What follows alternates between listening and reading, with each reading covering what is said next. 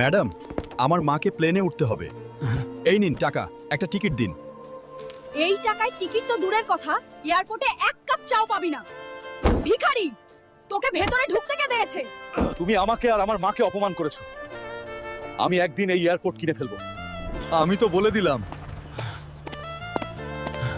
কিন্তু টাকা আসবে কোথা থেকে রে?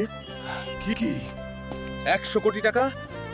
লেও পাহলওয়ানকে হারাতে পারলে আমি লড়বো।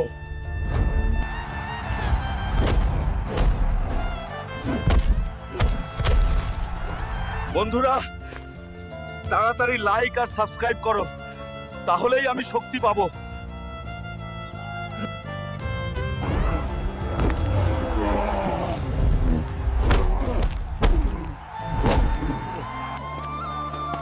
হালকু জিতে নিল 100 কোটি টাকা।